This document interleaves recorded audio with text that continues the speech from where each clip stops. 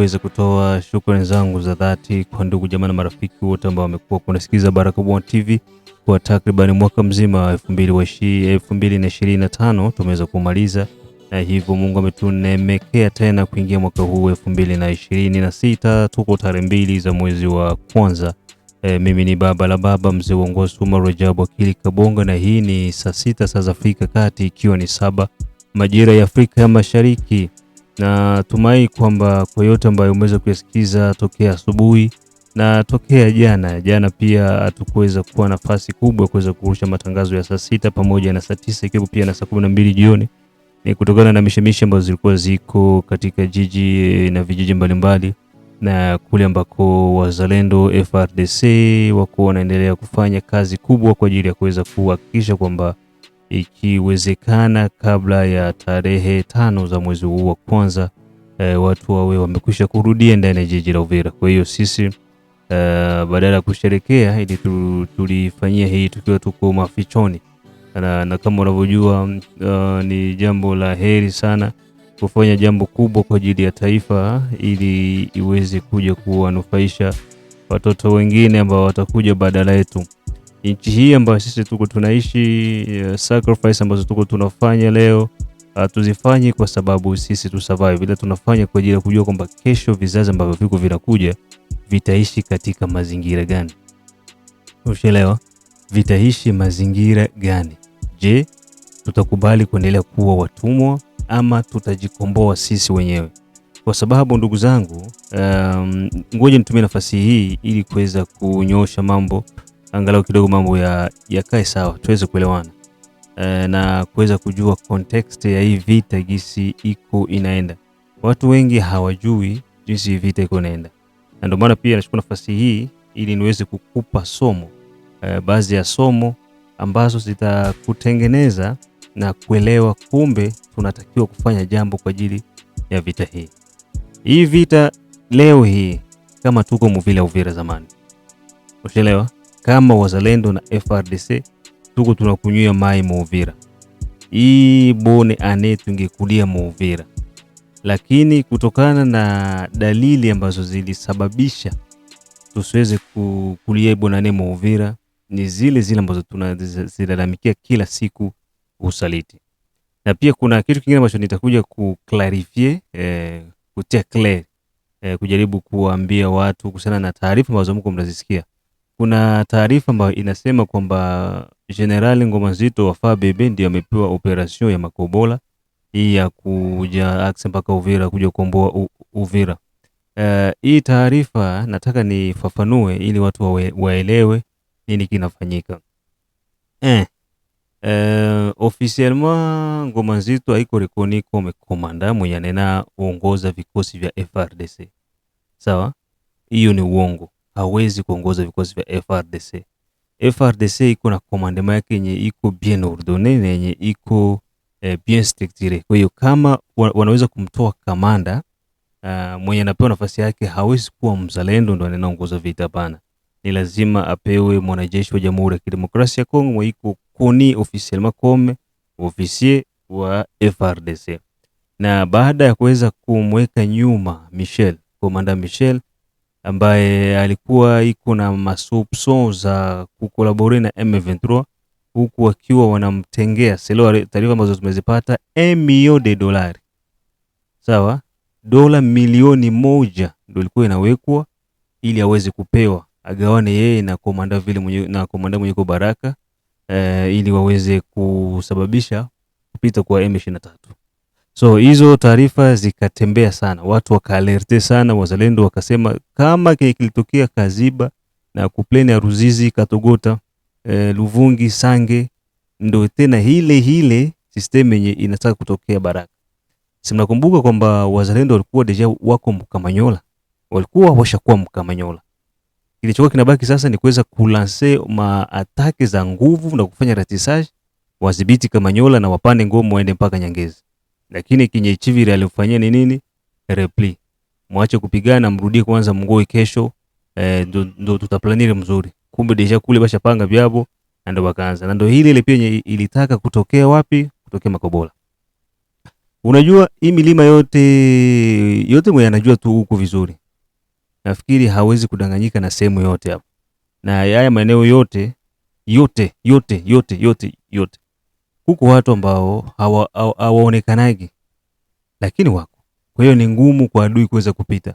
Tuko na vikosi ambavyo ukiambiwa jinsi viko vinaopere utasema kwa nini tunatraine kuingia muvile ya Uvira. Lakini ni kwa sababu ya kile ambacho kilikuwa kiko kinazungumzika na of course kilifanyika. Lakini baada ya remplacement sasa hivi tunategemea kwamba kutakuwa kuna changement kubwa yenye itakuja kujitokeza. Lakini kusema kwamba komandema ya hii operation ya kuvunja Uvira alipewa ngoma nzito badala ya komanda wa FRDC, huo ni uongo. Na ngoma nzito of course iko pale na vikosi vyake na wanashirikiana na wazalendo wengine kwa ajili ya kuweza kupambana na pamoja na wanajeshi wa FRDC ikiwemo mainite mbalimbali. Unaona unité ya Baibu ni unité ya forces mwenye iko très special. Ni wasoda wenye wanapigana, hawezi kulinganisha na RDF. Yeah. Baibu hawezi kulinganisha na RDF. Mimi nawaambia ndugu zangu, nyinyi hamko hapa. Hamko mnawaona. Sisi ndo tu tunawaona. Unaelewa? Ndo tunawaona, tunakutana nao, tunapiga nao story, anakuambia gisi mambo iko nafanyika kule. Hivi gisi niko nakwambia. Hakuna mtu yeyote mwenye iko naruhusiwa raia kutoka Baraka kushuka kuingia Makobola. Raia wote wanaishia mwisho wao ni Swima. Swima ndo mwisho kila mtu anaishia pale. Ukianzia pale Swima kushuka sasa chini uende Makasekezi mawapi. Kule kote ni silence moya ya ajabu. Tere iko mine moja ya ajabu. Kuko mtoto wa soda ya ajabu. Unaona? Unaenda sema kwamba labda ile yenye furo yenye ilikuwa Luvungi ndio hii yenye isha mia huku mara mbili yake.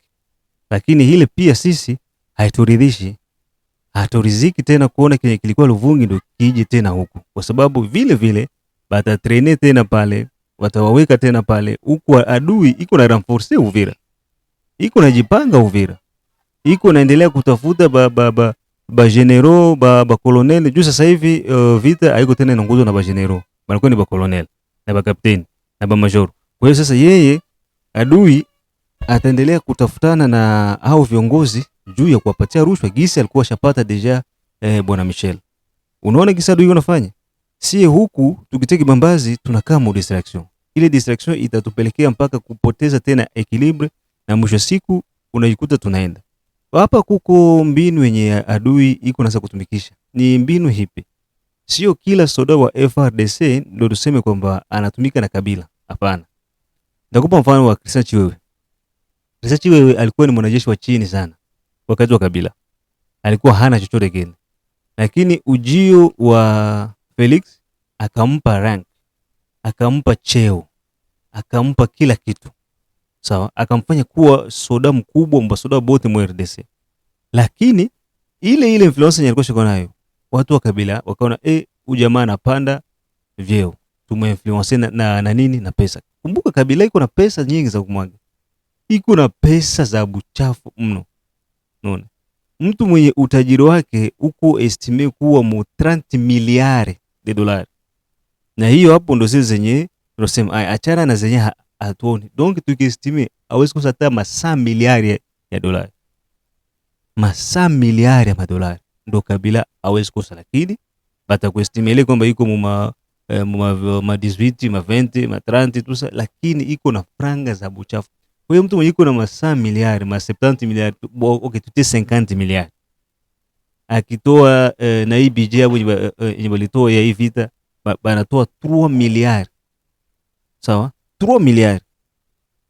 Akisema seme akorompre basoda ya FRDC ba colonel ba kwa kuwa 1 million. Unafikiri atakorompre basoda bangapi? Ile tu 1 million tu, mu 3 miliari. Si presque armée yote. Unaona? Haya, mtu mwenye yuko na 50 miliari atoe 3 miliari. Anapoteza nini? Donc, yenye yuko na konte hapa sasa sio tena pesa. Sio tena kusema kwamba tupiganie inchi. Ni ile sasa patriotisme. utu uzalendo sasa wa mtu yepeke kwa kuona kwa malgré. Hapana. Sasa anafanya, inajulikana kwamba watu wake wengi wanajulikana. Watu wote ambao walikuwa na collaborate na Kabila wanajulikana. Sasa anaanza kuinfluence wengine wapya wenye hawajulikani. Unaona Chiwewe alikuwa hacollaborate naye, lakini baada ya kuona kwamba amepata rank na amekuwa mtu mkubwa, wakaanza kuminfluence na mahela, wakamwagia mahela mengi, wakampa ahadi. Ahadi gani ambazo wako wanapewa?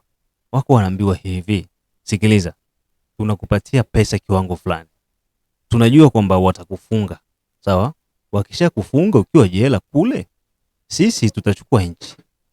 Tukichukua nchi, tunakuja tunakutoa gerezani, na cheo chako hicho hicho unabaki nacho, ama unaongezwa cheo. Sasa chagua, either ukatae ufe masikini, tuchukue nchi tukuue, kwa sababu si tushakupatia deal, unakataa, na tutachukua nchi. Wewe tukichukua nchi, wewe utakimbia au utakuwa mwenzetu, lakini kama utakolaborate na sisi, tunajua kwamba batakufunga, baadaye tunachukua nchi tunakufungua. Ama kama tukuchukua nchi na banakufunga, tutanegosie. Tukiingia mnegosia, tunafanya mixage, tutaomba liberation ya baprisonnier, na wewe tutakutia muliste, unatoka. Unasemaje? 1 miliari hapa, ama 1 milioni hapa, unakataa? Hautakataa. So unajikuta mtu anashangia na kuwa wa Kabila, lakini avant balikuwa habana relation na Kabila, ba mingi sana biko hivyo. Donc bale ba collabo ya Kabila ndio biko wanatafuta watu wengine ba mupya bana basosie mu group. Sasa mimi nilitaka huu mwaka 2026 tuweze kuchanger slogan, kwa sababu plupart ba Kongole biko nasema ki Fachi asi ateki mboka. Eske bateka kamboka? Eske bateka kamboka na façon nini mboka bateka kango? OK, toyebi ke il y a des accords. Ba accords existaka. Ba accords ezali kati ya Félix Tshisekedi na Hippolyte Kanambe. Bapesaka ye pouvoir, mais balobaki ava bapesa ye pouvoir. Balobaki nini? Selon ngai, nayebi ke bitu ya koloba entre président sortant et président entrant ezalaka kaka sur base ya ba protection, ke oko protéger ngai na biloko na ngai na batu na ngai. Ngape na kotika yo usala musala na yo ti ba élection ekoya. Deuxième point oyo balobaki, peut-être balobaki ke yo kozwa kaka 5 mandats. Soki osilisi 5 mandats na yo, oko organiser ba élection, oko supporter mutu na ngai, ou bien ngai na kozonga lisusu na pouvoir, yo ko supporter ngai.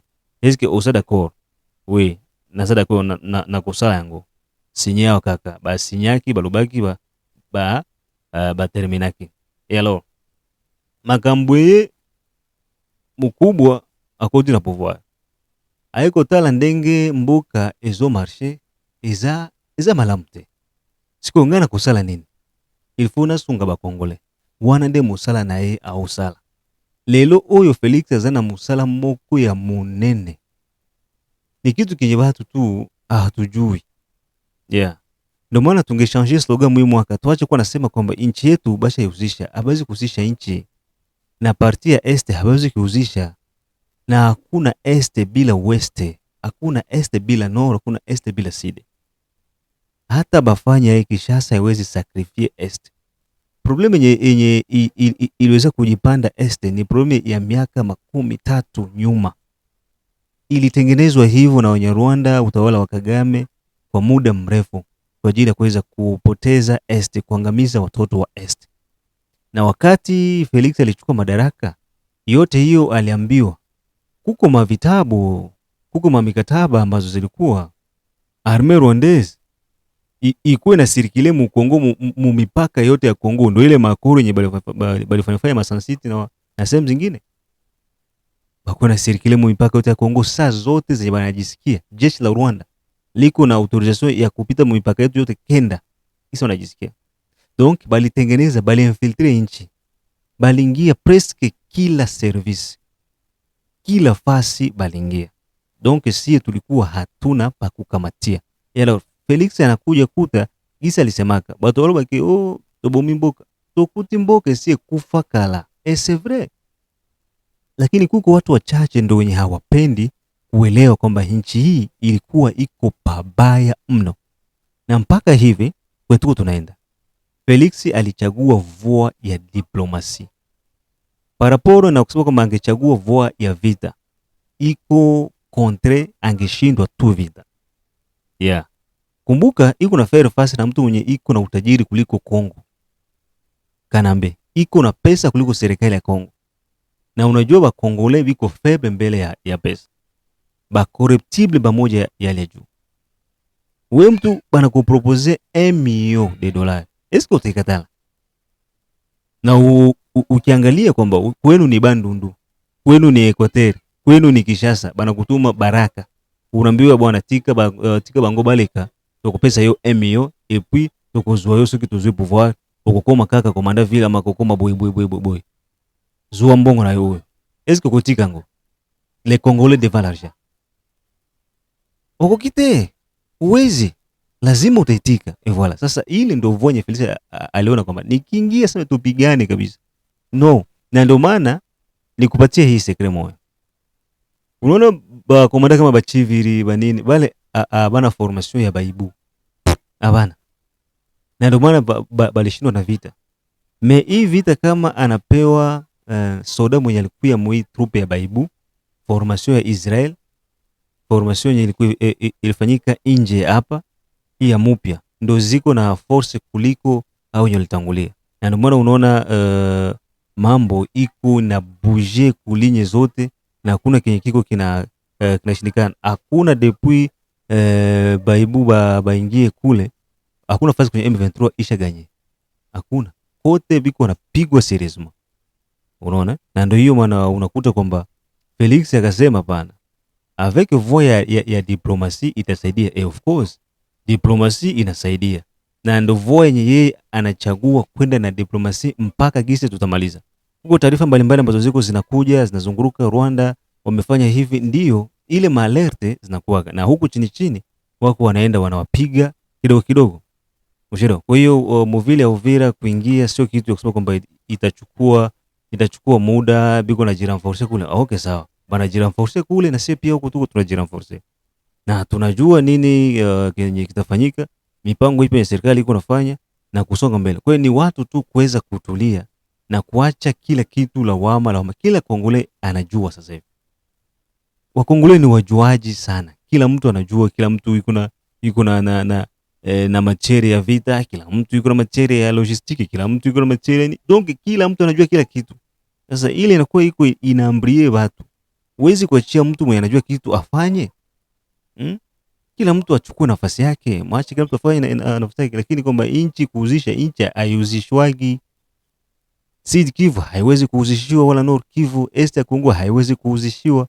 Ni ile tu sie peke ndo tuko batretre ya nguvu, tunapenda pesa kuliko kupenda taifa.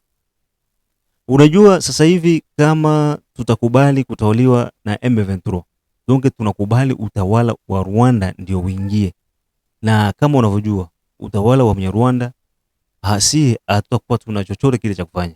Angalia mfano Rwanda. Rwanda majorite ya watu pale ni Wahutu. Sawa? Ndo wengi kuliko Watusi.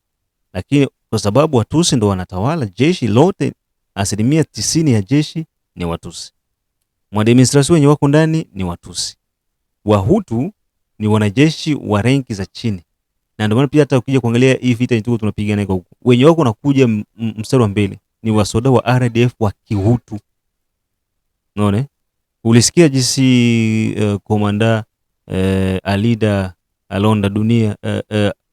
Alonda alisema kupitia matangazo yetu ya asubuhi ya jana. Wahutu ndo wako nawekwa mstari wa mbele. Majority watu wenye wako wanapoteza maisha ni Wahutu. Watusi huko unakuta wachache kwa sababu wako wanabaki wapi nyuma. Wao wanashikilia komandema, wenye wako wanatumwa mstari wa mbele ni Wahutu. Unaelewa? Wenye Rwanda wa Kihutu. Sasa unajikuta kwamba tuko tunapigania nini? Unaona? Na ndio hili kwamba sawa watu wanakamatwa hivyo, wengine wanauawa, unaambiwa kwamba ni vita ya wao kwa wao. Unaelewa? Tunaenda kamata RDF ba vre Banyarwanda batatu baine, lakini katika hao watatu wanne kwenye walianguka Kinyarwanda utakuta Wahutu 30 40. Ushelewa?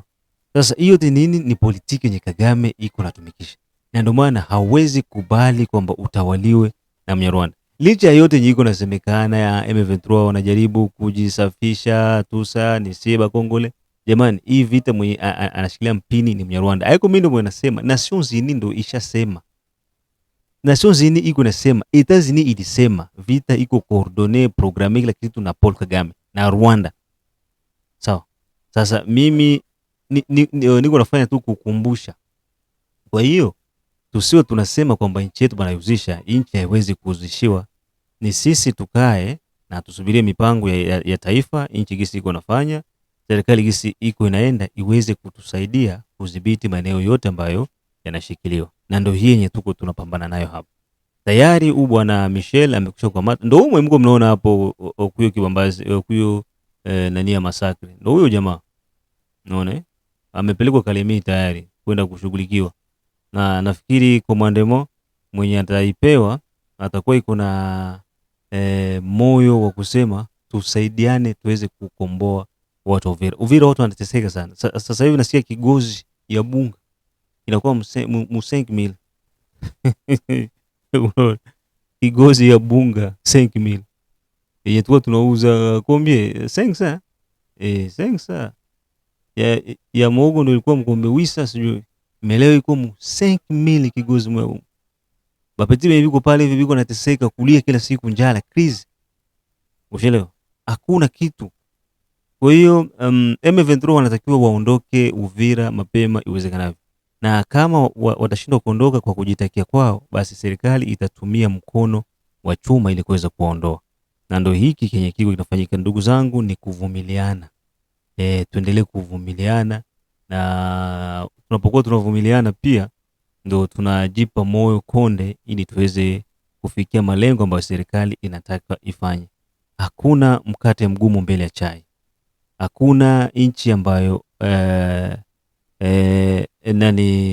muasi anaweza kufanya maajabu sana kupindua serikali. Nono. Na uasi wa nchi bila kusaidiwa na nchi nyingine hauwezi kuiangusha serikali. Uongo. Haijawahi kutokea. Ushelewa? Haijawahi kutokea. Kwa hiyo kwa yote mwenye atajua kwamba vita gisi iko inaenda, ni kutulia tu. Unatulia na utapata taarifa zote za vita yenye kunaendelea. Sisi tu mpaka leo hii tuko Kigongo na Katongo. Uko na ndugu yako mwenye Kigongo, Katongo, hebu muulize nani iko Kigongo na Katongo. Muulize akwambie. Kama tuko Kivovo zamani na Kalundu, lakini tulistopishiwa na Michel. Hapana kwenda mbele, murudie kwanza nyuma. Anasema hapana. Mnaanza tena benye mlifanya Katogota, ndio hivi benye mnatanza tena hapana. Sasa tufasia hatutakubali. Tutakupiga huko. Ndio ilikuwa mbili. Aidha tukupige masase, tukuroge, ama bakutoe utoke hapa, ama ubadilike. Unaona? Ndio Fizi kuna marealite zake. Zenye fasi zingine labda hazikwagi. Kwa hiyo kama mtu anashindwa kujikomporte kulingana na gisi watoto wa nchi wanasema, shauri yake. Na ili swala la kuhusu kwamba ubakaji, uporaji, makobola, hizo ni habari za uongo. Ni habari za uongo na hazina umuhimu ndani yake. Sawa? Hazina umuhimu ndani yake na sio za kusikiliza. Goma maandamano leo ni maandamano yanafanyika. Kwa hiyo ni kuendelea kuhamasisha tu wananchi, waendelee kujitokeza ili tuende kwenye maandamano. Wanaandamana hatutaki M23. Nafikiri hii ni opportunity ya watoto wa Goma kutoka sasa, wale wa vrai Kongole watoke sasa waoneshe kwamba hatutaki M23. Kama gisi walifanya Kamisimbi, wanaandamana siku ya kuamkia tarehe 1 za mwezi wa kwanza. Kamisimbi wanaandamana hawataki M23. Ile inaonyesha kwamba hawa jamaa muda wao umefika. Walitakiwa jana ndo wao wameanza kujiondoa wote. Lakini tunashangaa kwa nini mpaka saizi tu wapo. Nafikiri mengine na zaidi tutaendelea kuwa pamoja na Baraka1 TV. Usikose kushare, kusubscribe pamoja na kulike if you want, ili uwe kwanza kuwa unapata haya matangazo kila wakati. Mengine tukutane majira ya saa 9. Bye bye.